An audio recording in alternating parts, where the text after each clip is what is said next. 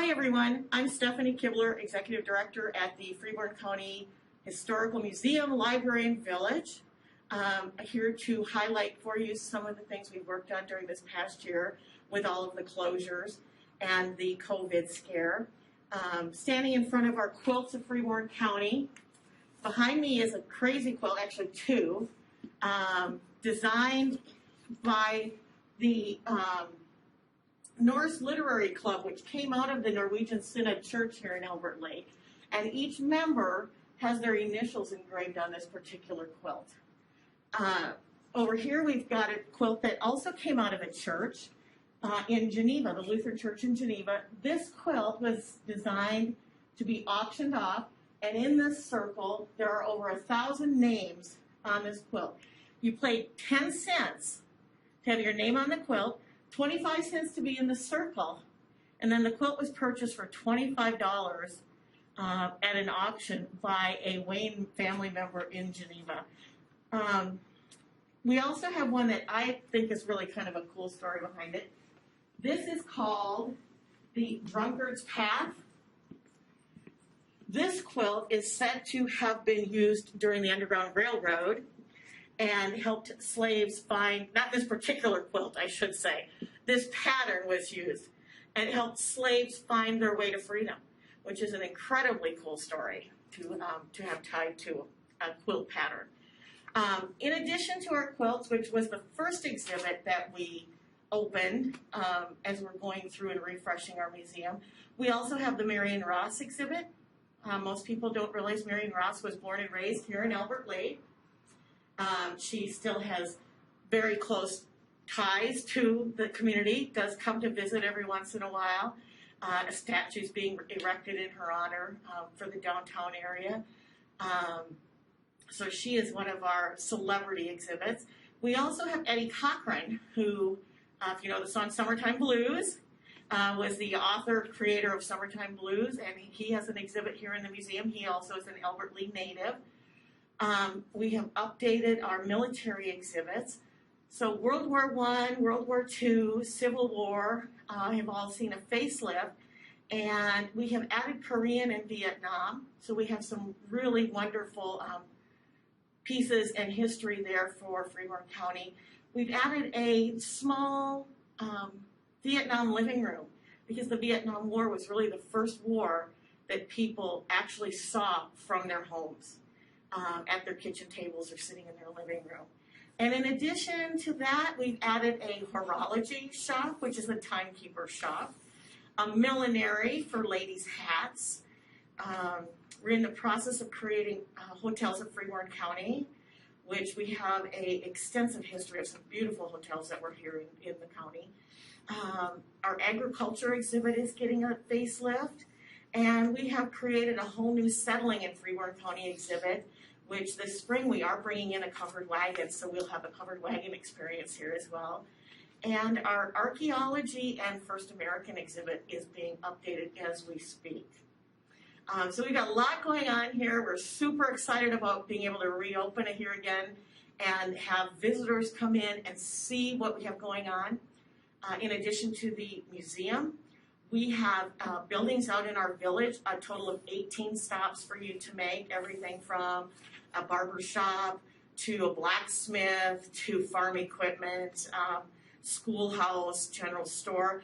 All of those also have been getting updates and tweaks throughout this pandemic. So we've taken this time to do some really positive, fun, creative things, and we look forward to having people back here to participate and enjoy them. Crazy quilt is actually made out of feed sack material. You'll see often a lot of little girls' dresses that are made with feed sacks or flour sack, and this is the first time I've seen a crazy quilt with this. So this one is really a fun, I can't imagine how much that brightened up somebody's home with that little quilt. We also have, this is an interesting one here, in the trunk, the little pink quilt that's folded in the trunk came from a family that actually raised their own sheep, and they would card the sheep and then stuff the quilt, and then every few years they would redo that to keep it soft and fluffy. So that's kind of a fun, unique story. This one happens to be a favorite of most of the staff. We call it Mabel's quilt. And it is actually a Dresden plate design sewn between the 1920s and the 1940s. Mabel won the quilt actually, and so she didn't actually sew it, but it's a really beautiful pattern. And I'm almost wondering if some of what we see here is not similar to the flour sack material we saw in the Crazy Quilt. Some of the patterns are very close. And then we've got the wool suits quilt. So this is sewn in the 1930s, and it's made from old suits and coats. And then it is double lined, so that is extremely heavy, warm quilt. So this is a pretty good sampling of the different quilt styles, quilt patterns, what quilts would be used for. For instance, that I'm sure came out only in the winter and not in June or July. And then, of course, you have our crazy quilts, again, that we talked about previously, which the tradition behind the crazy quilt was that they were personalized. So a lot of the things you see embroidered on crazy quilts actually have some significance to the person or family who was doing the creating. This became popular, the crazy quilts became popular during the Philadelphia Centennial Expo in 1876. It had been fairly common with Victorian women, but to the U.S. was when, during that expo, that this became kind of a popular quilt to start seeing in homes.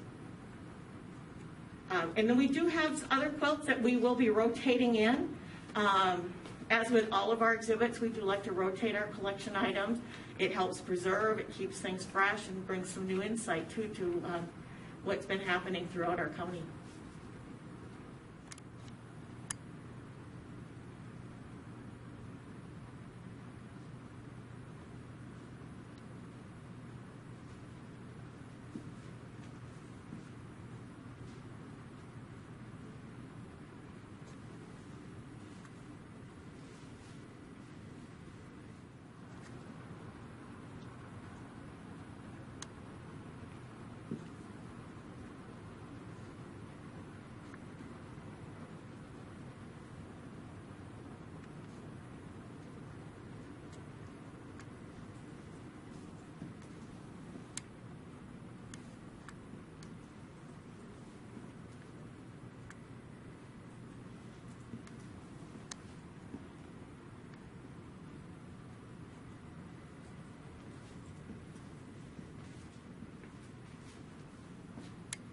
Is the Live Doll and Cabin.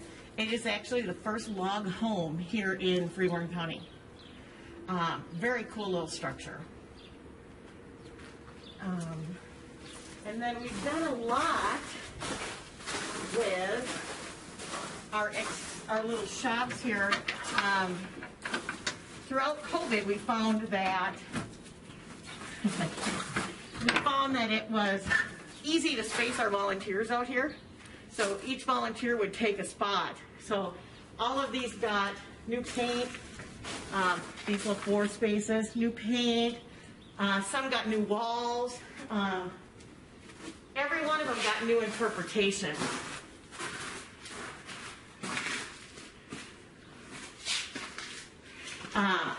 This is a fun piece too. Oh shoot, I'm steaming up. So this is the burglar control box. Came out of the bank in Geneva, Minnesota, and the alarm is actually on the outside of our building, our main building. So if you step out the door, you'll see the alarm for the control box. So I talked with the gentleman who still lives in Geneva, who was the banker at the time, and he said, and this was before the freeways came in, he said he can remember, he slept his apartment was behind the bank. The alarm would go when big trucks would go down the road. So he'd have to get up and turn the alarm off and reset it quite often.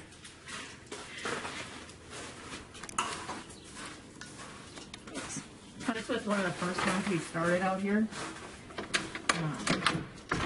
and it was so cluttered. And it had peeling wallpaper. So this has all new beadboard, all new interpretation. Each item has a pretty good description. So we were really proud of this little space that we did here. It turned out very well. Oh, the county jail, yeah. This is one of the favorites for our school tours. So this one too is still getting us a little fine tuning. So we actually have a jail cell. And then on the other side here, we have the handcuffs for Henry Kibler. This was actually the first and only hanging that was ordered by the courts here in Freeborn County. And he was convicted of a murder September 6th. He was arrested September 6th, 1859 for the first murder in Freeborn County. So a lot of history here with Henry, and I think we will be doing an Echoes of the Past on him. Still in the works. We have some photos to hang, so we're doing a series of what photography looked like over about a 100-year span.